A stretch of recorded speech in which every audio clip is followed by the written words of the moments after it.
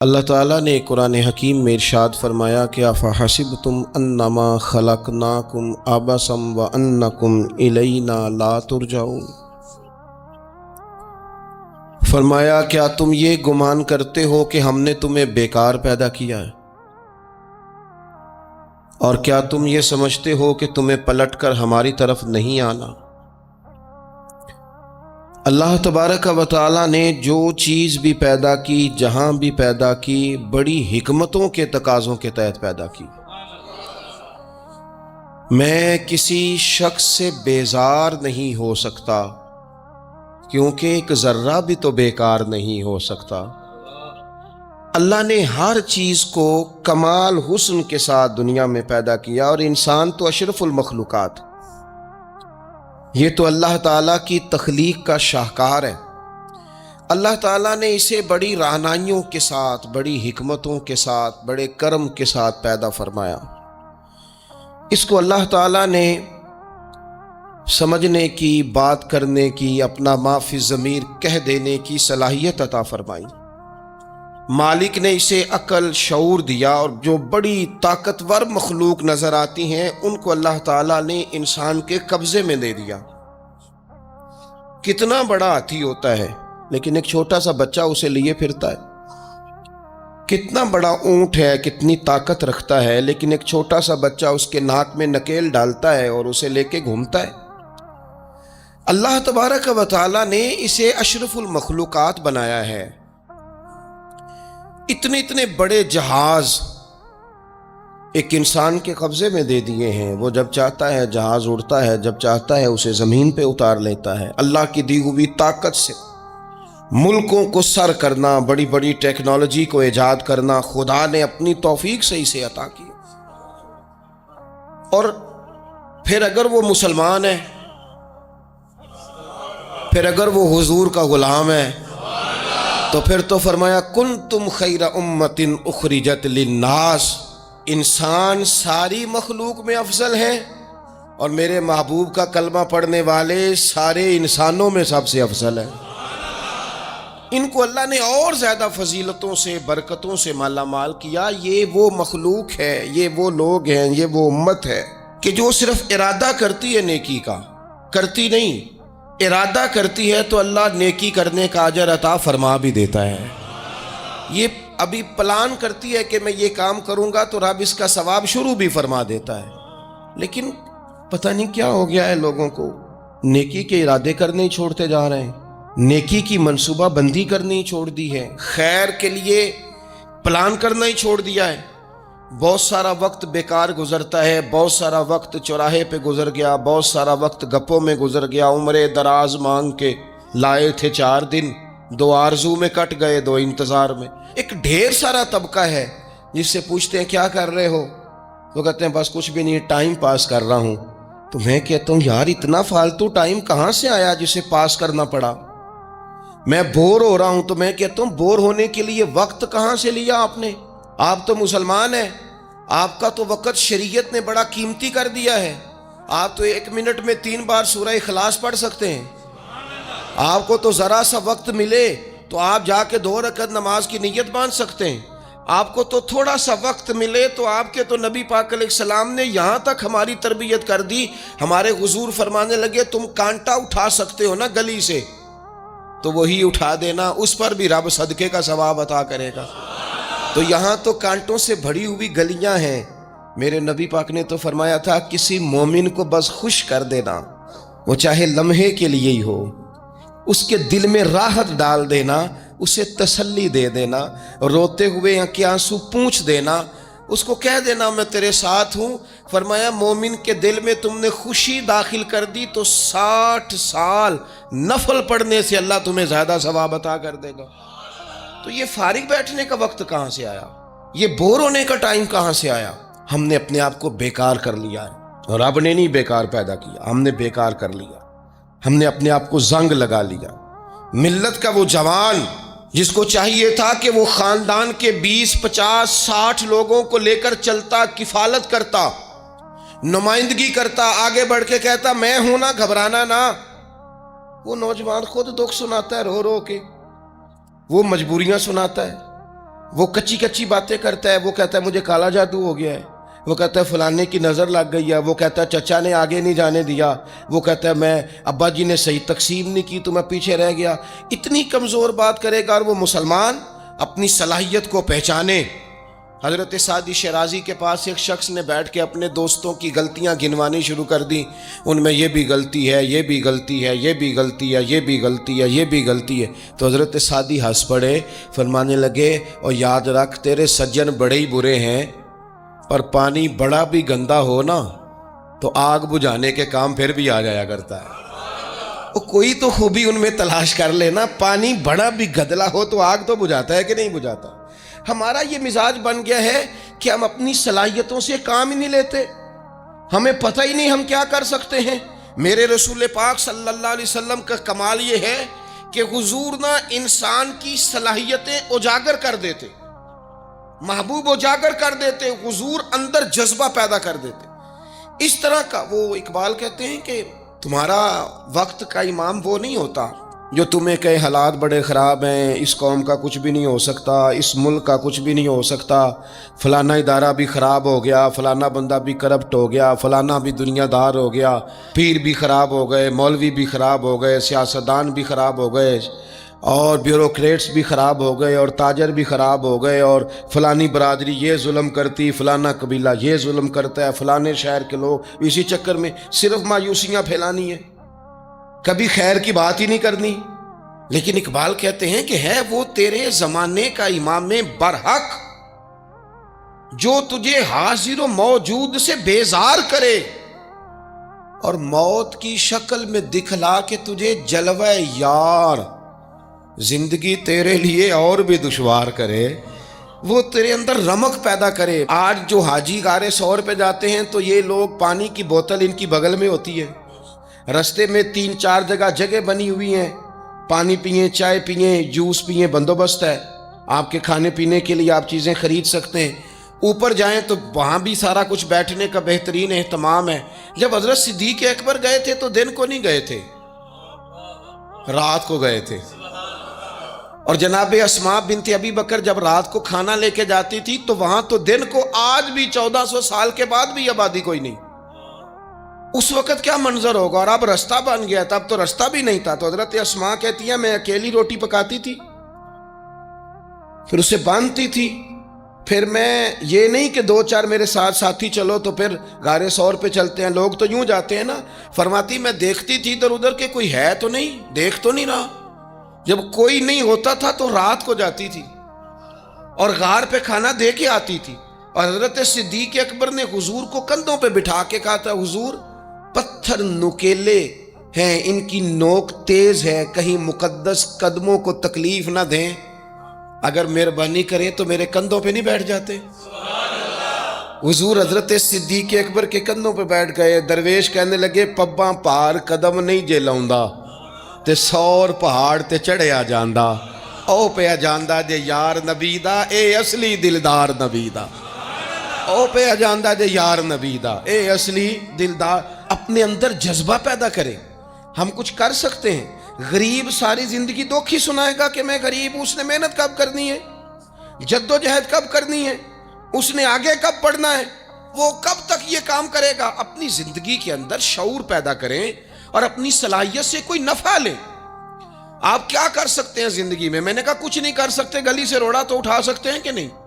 کچھ انقلاب اپنے مزاج میں پیدا کریں، کچھ تبدیلی پیدا کریں۔ اس کے لیے سب سے زیادہ ضروری یہ ہے کہ ہم اپنے اندر اخلاقی تبدیلی لانے میں کامیاب ہو جائیں۔ کائنات میں ایک قوم وہ سمجھتی ہے جن کا اخلاق سنور جاتا ہے، اور جو لوگ اپنے اندر اخلاقی تبدیلی نہیں نہ لاتے، آپ دیکھیں نبی پاک علیہ السلام کا انقلاب کس طرح کا ہے۔ عرب کے لوگ سمجھتے تھے کہ معاف کرنا بزدلی ہے، صبر کرنا بزدلی ہے۔ وہ کہتے تھے یہ کیا بات ہوئی، ہمارا دشمن کیا سمجھے گا کہ بزدل ہے، انہوں نے معاف کر دیا ہے۔ وہ کہتے تھے معاف کر دیں تو کمزور پڑ جائیں گے، سامنے والا کہے گا کہ ان کے پلے کچھ نہیں، معاف کر دیا۔ اور ہمارے زمانے میں آج معاف کمزور آدمی کرتا ہے، طاقتور آدمی معاف نہیں کرتا۔ وہ جس کے پاس طاقت نہیں ہوتی وہ کہتا ہے ٹھیک ہے میں نے اللہ پہ چھوڑ دیا، حالانکہ اس نے بھی اچھا کیا، پر کمال تو یہ ہے کہ تیرے پاس ساری طاقت ہو پھر بھی تو فیصلہ اللہ پہ چھوڑے۔ اور حضرت موسیٰ کلیم اللہ علیہ السلام نے عرض کیا تھا مالک تیرے بندوں میں تیری نظر میں معزز کون ہے؟ تو رب کریم نے فرمایا میرے کلیم جس کے پاس بدلہ لینے کی طاقت ہو پھر بھی معاف کر دے وہ رب کی نظر میں بڑی عزت والا ہے۔ عرب کے لوگ سمجھتے تھے یہ بزدلی ہے کہ میں معاف کر دوں، لیکن حضور نے ان کو اخلاقی طور پہ بدل دیا، اور نبی پاک نے فرمایا معاف کرنا بزدلی نہیں، یہ تو اعلیٰ ظرفی ہے۔ تو پھر کس طرح بھلا معافی ان کو ہوئی؟ فتح مکہ کے دن حضور نے اس طرح نہیں معاف کیا کہ پہلے ہمارے ہاں بھی لوگ معاف کرتے ہیں تو ہم پتہ کس طرح معاف کرتے ہیں، پہلے ساری اس کی زیادتیاں گنواتے ہیں۔ پتہ ہے نا تو نے اس وقت کیا کہا تھا، یاد ہے نا تو بڑی ڈینگے مارتا تھا، یاد ہے نا تو بڑی بڑھ کے مارتا تھا۔ عرب کے لوگ سارے سامنے کھڑے ہیں، پتہ کون کون ہے؟ اکرمہ بن ابو جہل آخری دن تک لڑے، ابو سفیان آخری دن تک لڑے، سارے لوگ سامنے کھڑے، کچھ بھاگ گئے ہیں جان بچا رہے ہیں۔ حضور نے کیا فرمایا؟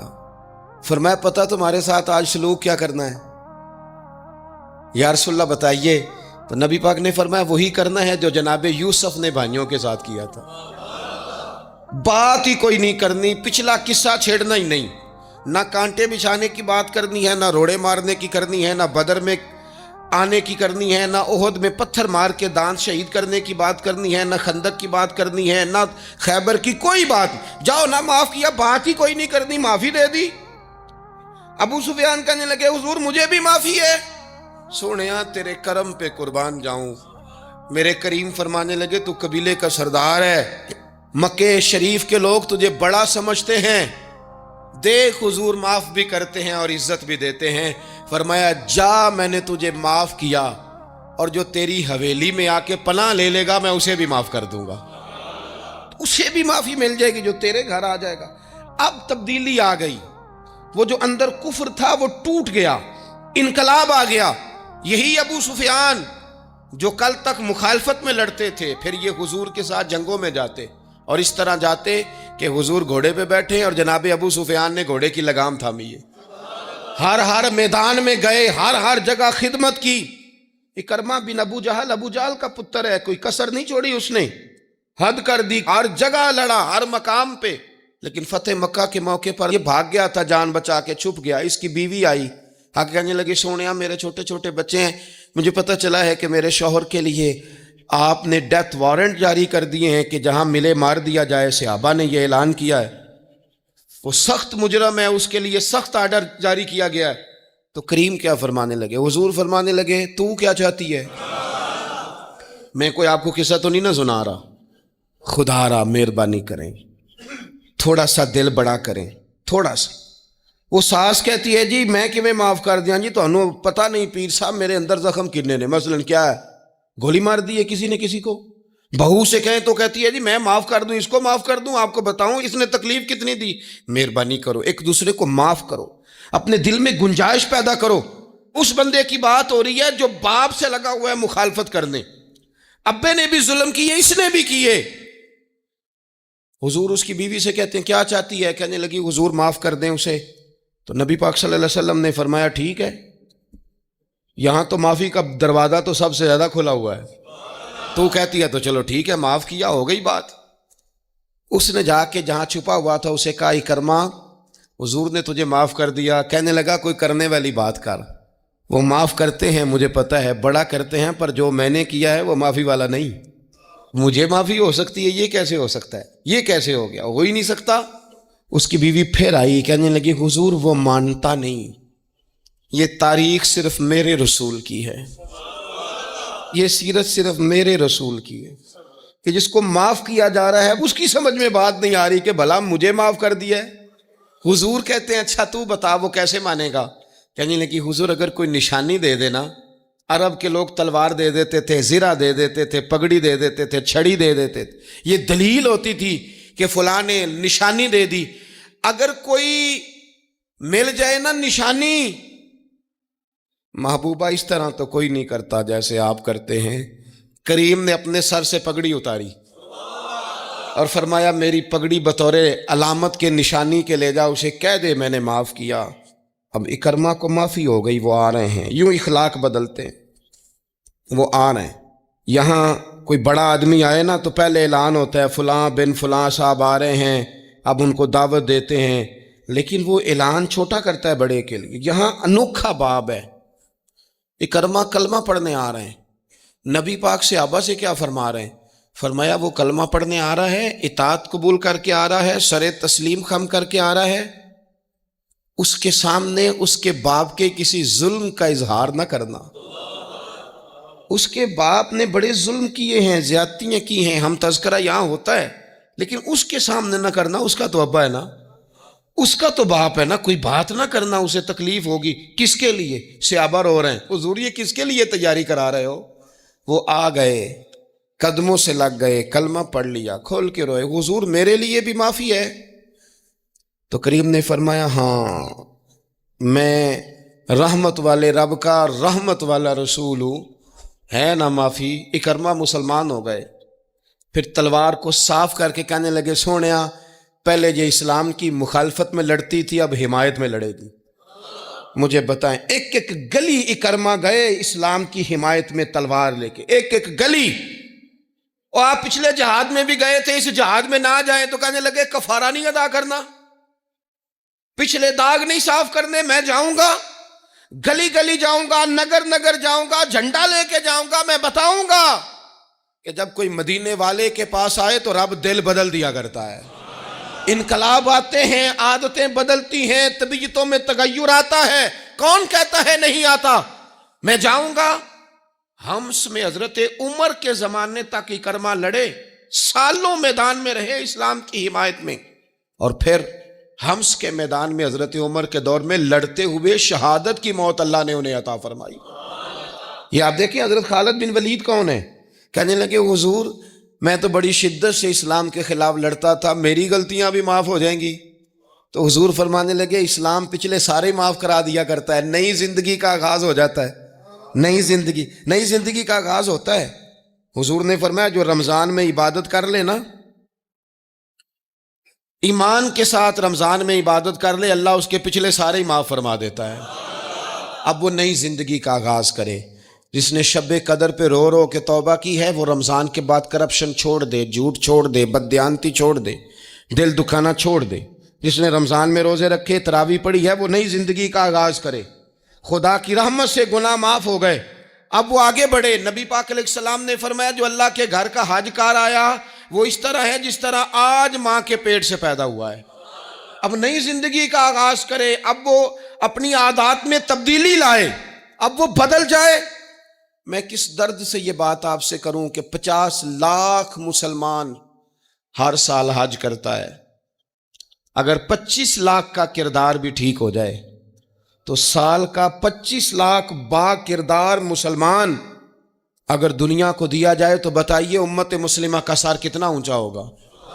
لیکن ہمارا حال وہی ہے کہ آج بھی کیتی جاندے ہو تے لہو بھی پیتی جاندے ہو، کھو کے مال یتیماں دا تے بھیج مسیتی جاندے ہو، پھٹ دلاں دے سیندے نہیں تے ٹوپیاں سیتی جاندے ہو، نفس تے چھری پھیر دے نہیں دمبے کیتی جاندے ہو، فرض پلائی بیٹھے ہو، نفلاں نیتی جاندے ہو، او دسو تے سی بلے شانو ایک ہی کیتی جاندے ہو.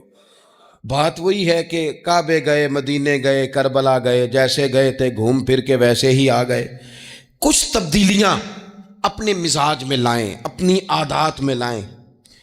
حضرت خالد بن ولید نے کہا حضور سارے گناہ معاف ہو گئے. فرمایا ہو گئے. حضرت خالد بن ولید نے پھر اپنی تلوار تھامی اور جناب خالد بن ولید پھر اس طرح میدانوں میں نکلے کہ نبی پاک نے فرمایا اب یہ خالد نہیں، یہ تو سیف اللہ ہے، یہ تو اللہ کی تلوار بن گیا ہے. اس جذبے سے، شوق سے اپنے مزاج کو تبدیل کر کے اس طرح میدان میں آئے.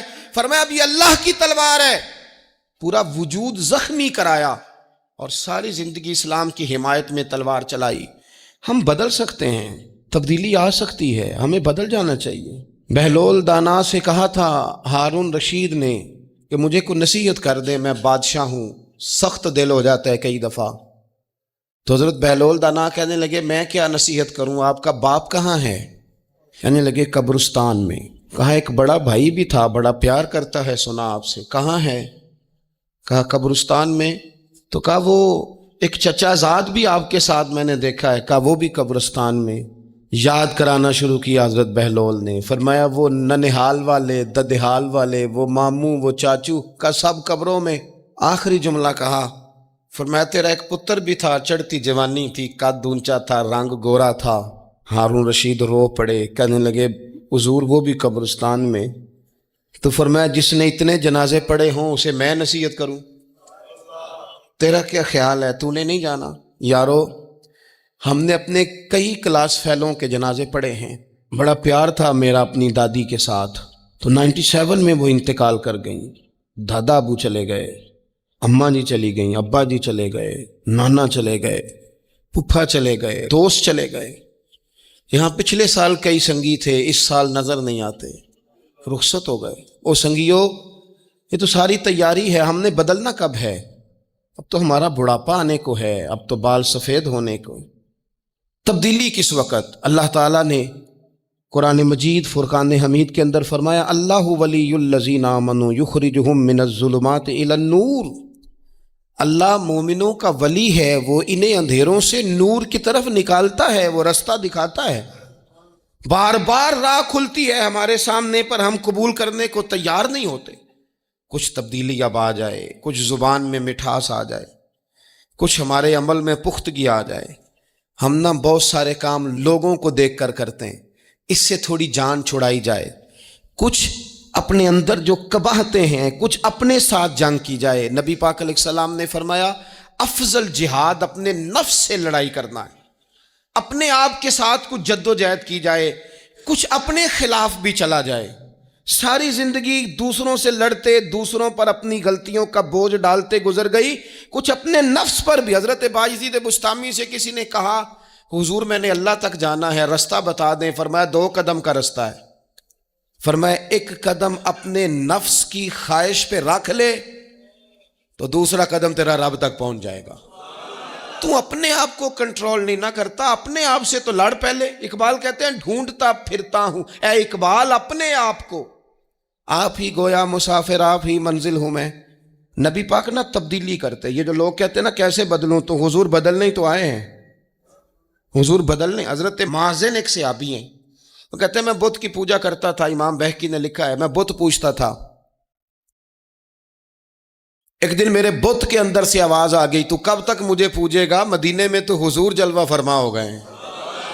کہتے ہیں 2 دفعہ 3 دفعہ بت مجھے پیغام دے رہا ہے کہ حضور کی طرف جاؤ. بت کہتے ہیں میں وہاں سے چلا، حضور کی بارگاہ میں پہنچا تو نبی پاک علیہ السلام کی خدمت میں حاضر ہو کے میں نے عرض کی یا رسول اللہ کمال ہو گئی، لوگ بتوں کو پوجتے ہیں اور میرا بت کہہ رہا تھا جا کے حضور کا کلمہ پڑھ لے. او سکیاں کھجوراں اگا جام دے تے پتھراں تو کلمہ پڑھا جام دے. فرمایا وہ انہوں نے مجھے بت نے بھیجا ہے. حضرت مازن کہتے ہیں حضور کی بارگاہ میں آیا، نبی پاک نے کلمہ پڑھایا تو میں نے عرض کی حضور میرے اندر کچھ قباہتیں بھی ہیں، کسی کی چیز دیکھ کے میرا جی للچا جاتا ہے، میں چوری کر لیتا ہوں، بدکاری کا بھی مزاج ہے، شراب نوشی بھی ہو جاتی ہے. کہتے ہیں حضور نے میرے سینے پہ ہاتھ رکھا، میرے لیے دعا کر دی. آپ فرماتے ہیں گردن اونچی تھی کبھی نیچی نہیں ہوئی تھی، پر وہ کلمے کی کیا برکت آئی کہ ایسا سر جھکا کہ وہ جھکا ہی رہا. ایسی تبدیلی آئی کہ آ گئی، نفرت ہو گئی. کہتے ہیں حرام مال آتا ہے تو میری طبیعت پہ بوجھ بن جاتا ہے. میں اکثر دوستوں سے کہتا ہوں کہ ہمارے ہاں لوگوں کا عجیب مزاج ہے، وہ اپنا مائنڈ سیٹ کر لینا، کبھی ذہن بنا لینا یہ چیز حرام ہے تو وہ کبھی بھی حلق سے نیچے ہی نہ جائے. آپ گوشت کھا رہے ہوں اور بڑا اچھا پکا ہوا ہے، بہترین مسالہ جات لگے ہوئے ہیں بہترین، آپ کھا رہے تھے گوشت، کوئی بندہ آپ کے کان میں آ کے کہہ دے صدقے کا ہے، اس کا منہ میں ذائقہ بدل جاتا ہے کہ نہیں؟ بھئی گوشت تو وہی ہے، یہ کیسے بدل گیا؟ کیونکہ آپ کے نا وہاں کمپیوٹر میں فٹ ہے کہ صدقہ میرے لیے درست. آپ وہ کہتے ہیں یہ تو فارم بن گیا. بھئی یہ کیا بن گیا؟ چلیں اس سے بھی آگے چلتے ہیں. آپ کھا رہے تھے گوشت اور بڑا لطف آ رہا تھا تو کسی نے کہہ دیا کہ یہ تو جانور ٹھیک ہی نہیں تھا، بیمار تھا یا حرام تھا، ذبح ہی نہیں کیا تھا، صحیح طور پر ایسے ہی اس کو پکا دیا، مر گیا تھا. تو اب تو یہ حال ہوتا ہے کہ الٹیاں شروع ہو جاتی ہیں کیوں؟ اس لیے کہ نفیس طبیعت پر نہ صدقے کا گوشت فٹ ہوتا ہے نہ حرام فٹ ہوتا ہے، کیونکہ طبیعت نفیس ہے نا. بس اس بات کو سمجھ لیں، جس طرح حرام بکرا طبیعت پہ فٹ نہیں نہ ہوتا، اس طرح کروڑ حرام بھی طبیعت پہ فٹ نہیں ہونا چاہیے. 2 کروڑ بھی حرام آ جائے تو فٹ. جس دن 2 کروڑ پر بھی الٹی آنے لگ گئی نا، جس دن حرام جگہ پر قبضہ کرتے بھی کہہ آنے لگ گئی، ذائقہ بدلنے لگ گیا، کمپیوٹر میں فٹ ہو گیا کہ یہ میرے لیے ٹھیک نہیں. لیکن میں اکثر کہتا ہوں لوگوں سے، میں کہتا ہوں ہمارے ہاں بندہ دیکھ کے فتویٰ ہوتا ہے. یہاں کوئی غریب عیسائی ہو نا، ماڑا بیچارہ گلی میں جھاڑو دے کے روٹی کماتا ہے، تو لوگ مسئلہ پوچھتے ہیں، کہتے ہیں مولوی صاحب سائنہ روٹی کھانی جائز ہے؟ تو میں پھر ان لوگوں سے آگے سے پوچھ لیتا ہوں، میں کہتا ہوں یہ بتاؤ امریکہ کا صدر بھی عیسائی ہے، اس کے ساتھ جائز ہے؟ اتنے وزیر مشیر وزراء اعظم ملکوں کے جا کے کھاتے ہیں، کبھی آپ نے مسئلہ پوچھتے دیکھیں؟ وہاں تو جو مولوی مشیر بنے ہوئے وہ بھی بیٹھے ہوتے ہیں بیچ میں، وہ بھی بیٹھے ہوتے ہیں، اب بھی ان سے پوچھو. لیکن ہمارا مزاج یہ بن گیا ہے کہ غریب کے حق میں مسئلہ اور ہے اور امیر کا معاملہ ہے تو معاملہ اور اس سے نکلے.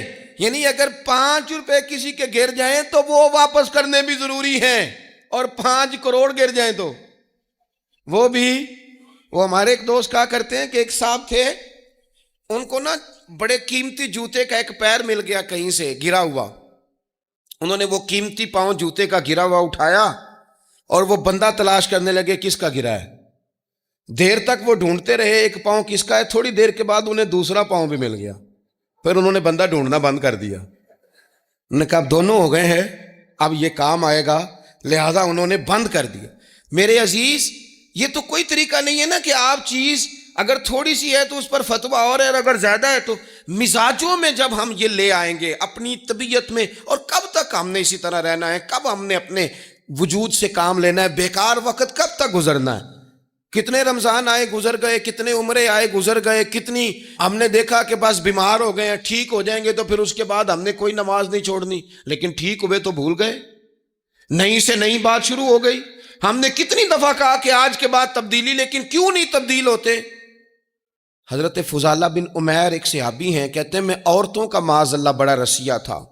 ابو جہل نے جب اعلان کیا نا جو حضور کو شہید کرے گا تو اسے 100 سرخ اونٹ دیے جائیں گے، تو کہتے ہیں میں خنجر بغل میں دبا کے نا تو طواف کعبہ کرنے چلا گیا.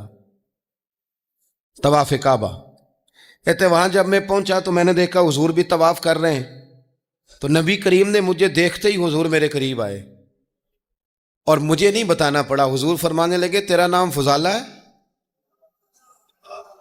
میں نے کہا ہاں. تو محبوب فرمانے لگے کیا باتیں کر رہے ہو اپنے آپ سے؟ کہتے میں دل میں سوچ رہا تھا کہ طواف کرتے میرے قریب سے گزریں گے تو خنجر مار دوں گا. کیا باتیں کر رہے تھے؟ فضالہ کہتے ہیں میں تو جب آیا تھا تو ایک بی بی سے مل کے آیا تھا، میں نے کہا تھا کہ میں آج بڑی رقم لے کے آؤں گا اور معاذ اللہ تیرے پاس رات گزاروں گا. کہتے ہیں میں تو اس سے بات کر کے آیا تھا. تو میں اب حضور سید عالم صلی اللہ علیہ وسلم نے پوچھا تو فضالہ ہے؟ میں نے کہا ہاں. کیا باتیں کر رہے تھے اپنے آپ سے؟ میں نے جھوٹ بولا. میں نے کہا جی وہ تو میں تو ذکر کر رہا تھا اپنے دل میں. کہتے ہیں حضور مسکرائے اور مسکرا کے فرمانے لگے چل چھوڑ، جس کام آیا تھا وہ کرتا کیوں نہیں؟ میں جو تیرے سامنے کھڑا ہوں تو کرنا. خیال آیا مسلمان نیک و بد پہچان جاتے ہیں اور آقا آدمی کے دل کی باتیں جان جاتے ہیں. کرنا وہ کام. تو فضالہ کہتے ہیں کہ میں کانپ گیا، میرے ہاتھ سے وہ خنجر گر گیا، حضور نے میرے سینے پہ ہاتھ پھیرا، اس طرح پھیرا کہ زندگی میں اتنا سکون کبھی نہیں ملا، اتنی ٹھنڈک کبھی نہیں ملی، اتنا قرار کبھی نہیں آیا، اس قدر زیادہ آزمائش کبھی نہیں آئی. میں قرار محسوس کرنے لگا. کہتے ہیں حضور فرمانے لگے کیا وہ وقت نہیں آیا کہ تو کلمہ پڑھ جائے؟ کہتے ہیں میں نے فوراً کہا حضور آ گیا ہے وقت، پڑھائیں مجھے کلمہ. کہتے ہیں نبی پاک نے کلمہ پڑھا دیا، میں مسلمان ہوا. میں واپس لوٹا تو وہی عورت بن سنور کر تیار ہو کر گلی میں کھڑی تھی. عادتیں بدل جاتی ہیں. شرط یہ ہے کہ ہم تھوڑی سی کوشش کریں، شرط یہ ہے کہ ہم اپنے آپ کو اللہ رسول کی بارگاہ میں پیش کریں. اور میرے دوستوں، میرے بزرگوں، ہمیں سب سے زیادہ تکلیف میں ہماری اپنی عادات نے ڈالا ہے، ہماری اپنی خواہشات نفس نے ہمیں زیادہ آزمائشوں میں ڈالا. کہتے ہیں وہ عورت بن سنور کے کھڑی تھی. جب میں واپس لوٹا تو پہلے میں اس کے پیچھے بھاگتا تھا، اب میں اس کے قریب سے گزر گیا تو اس نے آواز دی، تو فضالہ نہیں؟ کہتے ہیں میں چپ کر گیا۔ وہ پھر پیچھے دوڑی، میرا گریبان پکڑ کے کندھا پکڑ کے ہلایا، تو فضالہ نہیں؟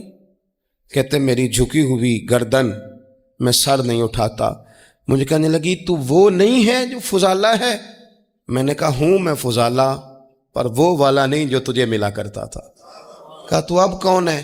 کہنے لگے میرا ٹائٹل بدل گیا ہے، میرا تعارف بدل گیا ہے، اب میں رسول کائنات کا غلام ہو گیا ہوں۔ اب لوگ مجھے مسلمان کہتے ہیں، اب میری نگاہوں میں جچتا نہیں کوئی، جیسے میرے محبوب ہیں ایسا نہیں کوئی۔ کہتے ہیں بدل گئی عادت، میں وہی ہوں پر میرا لہجہ، میرا مزاج ہی بدل گیا۔ حضرت جریر ابن عبداللہ کہتے ہیں میں کاروبار کرتا تھا اور مجھے بڑا سلیقہ آتا تھا کاروبار، میں سستی ترین چیز خریدنے کا ملکہ رکھتا تھا، لیکن فرماتے ہیں کہ جب میں حضور کا کلمہ پڑھنے گیا تو نبی پاک نے مجھے فرمایا میرا دین کسی کا بھلا کرنے کا نام ہے، الدین النصیحہ، خیر خی کرنا۔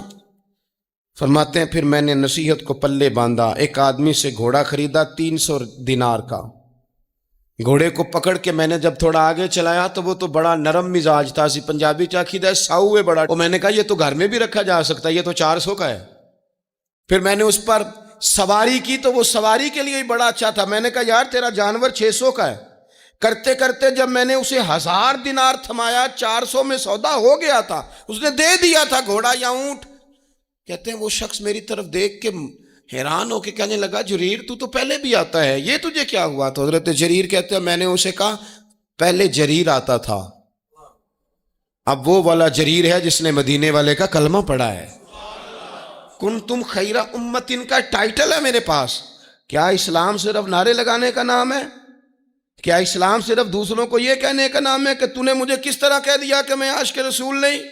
تو زیادہ ہے، تیرے پاس زیادہ دین ہے، صرف ڈٹ جانا اور زیادہ باتیں کرنے کا نام دین ہے؟ اپنے اندر ایک ایک کر کے غلطیوں کو چھوڑیں، آج کچھ عہد کریں کہ ہم نے فلاں فلاں گناہ سے جان چھڑانی، اپنے اندر کچھ تبدیلیاں لائیں، اور کسی کو بتانے کی ضرورت نہیں، ہمارا اور ہمارے رب کا معاملہ ہے۔ اکیلے میں بیٹھ کے اللہ کے حضور عہد کریں، اکیلے میں بیٹھ کے۔ آج میں نے آپ سے خدمت میں ایک اپیل کرنی ہے، وہ یہ ہے کہ ہم نے نہ آج عہد کرنا ہے کہ ہم نے جھوٹ نہیں بولنا۔ ایک دفعہ ہم نے بچے سے کہا تھا، مجبور تھے، شاید بڑے مجبور ہوں گے ہم، کسی صاحب نے نا بڑی مجبوری میں ایک دن اپنے بچے سے کہہ دیا، وہ باہر آیا تھا بندہ پیسے لینے، اس کا قرض دینا تھا، تنگ دستی تھی، مجبوری تھی، تو اس نے کہا بیٹا ادھر آ، اسے جا کے کہا ابو گھر نہیں۔ آپ نے ایک دفعہ کہا، پھر آپ ساری زندگی روئیں گے کہ پتر میرے ساتھ تو سچ بولا کرنا، لیکن وہ نہیں بولے گا۔ یہ جھوٹ اتنی بڑی مصیبت ہے۔ عورت اپنے شوہر سے کہتی ہے پیسے تھوڑے دے دیا کر، جوڑے ایک میں گزارا کر لوں گی، میرے ساتھ سچ تو بولنا، وہ سچ تو بول۔ تو اگر لاہور جاتا ہے تو مجھے لاہور کا ہی بتا کے جا، میرا رشتہ پیسوں سے نہیں اعتماد سے جڑا ہے۔ ماں کہتی ہے ماں بیٹے سے، پتر سچی بات تھوڑی کر لیا کر، سچی کیا کر۔ سچ ختم ہو گیا۔ اب لوگوں نے جھوٹ کا نام بدل دیا ہے، کہتے ہیں میں نے بہانہ کر دیا تھا۔ او بھئی آپ نے جھوٹ بولا تھا، صاف صاف کہیں، نام بدل دیا۔ جھوٹ کھا گیا میرے ملک کو، جھوٹ کھا گیا اس ملت کو، جھوٹ نے اس امت کو قریب سے آ کے تھام لیا۔ ہم بڑی آزمائش میں ہیں، ہم مطلب ہر شخص ہی الا ماشاءاللہ، ہر شخص ہی، آپ کسی شخص سے کوئی معاہدہ کرتے ہیں، کوئی چیز بنانے کی بات کرتے ہیں، خریدنے کی بات کرتے ہیں، وہ جو کہتا ہے اس پر پورا کیوں نہیں اترتا؟ وہ غلط بات کیوں کرتا ہے؟ میرے نبی پاک علیہ السلام سے پوچھا گیا مومن بزدل ہوتا ہے؟ حضور نے فرمایا ہو جاتا ہے، کبھی یہ غلطی آ جاتی ہے۔ حضور مومن کنجوس ہوتا ہے؟ فرمایا کبھی ہو جاتا ہے۔ یا رسول اللہ مومن جھوٹا بھی ہوتا ہے؟ تو میرے رسول فرمانے لگے نہیں، میرا کلمہ پڑھنے والا ساری غلطیاں کر سکتا ہے، میرا مومن جھوٹ نہیں بولا کرتا۔ مومن جھوٹ۔ ابو سفیان کو کیسر روم نے، ہرکل نے اپنے دربار میں کھڑا کر کے کہا ابو سفیان ابھی کلمہ نہیں پڑھتے تھے، تمہارا کوئی رشتہ ہے نبی پاک سے جنہوں نے مجھے بھی خط لکھا ہے کہ مسلمان ہو جاؤ؟ کہنے لگے ہاں میں چچا ہوں رشتے میں۔ کہا وہ کیسے ہیں پیغمبر؟ تو ابو سفیان کہتے ہیں چونکہ میں مخالف تھا، میں نے وہ ساری باتیں کی جو ہم ان کے خلاف کرتے تھے، اس نے آخری بات پوچھی، اس نے کہا ابو سفیان یہ بتا کہ وہ جنہوں نے اعلان نبوت کیا ہے کیا کبھی انہوں نے جھوٹ بھی بولا ہے؟ تو ابو سفیان کہتے ہیں کہ 1 منٹ کے لیے میں نے کہا کہہ دوں، مخالفت تھی نا، تو پھر میں نے سوچا یہ تو عرب کی وزاداری کے خلاف ہے، عرب میں سے تو کوئی جھوٹ بولنا پسند ہی نہیں کرتا، اور پھر میں اگر حضور کو معاذ اللہ جادوگر شاعر کہوں گا تو شاید کسی کو 1 منٹ کے لیے متوجہ کر سکوں، اور نبی پاک نے جھوٹ بولا ہے، یہ تو مانے گا ہی کوئی نہیں۔ کہتے ہیں بادشاہ نے پھر زور دے کے کہا سردار بتاتے کیوں نہیں، کیا کبھی انہوں نے جھوٹ بھی بولا ہے؟ تو ابو سفیان کہتے ہیں میرے ہاتھ میں چھڑی تھی، میں نے زور سے زمین پہ ماری، میں نے کہا وہ میرے رشتے میں بھتیجے ہیں، میری سخت مخالفت ہے، میں ان کے خلاف میدانوں میں نکلتا ہوں، جنگیں لڑتا ہوں، کبھی وہ غالب آتے ہیں کبھی ہم آتے ہیں، لیکن میرے سامنے وہ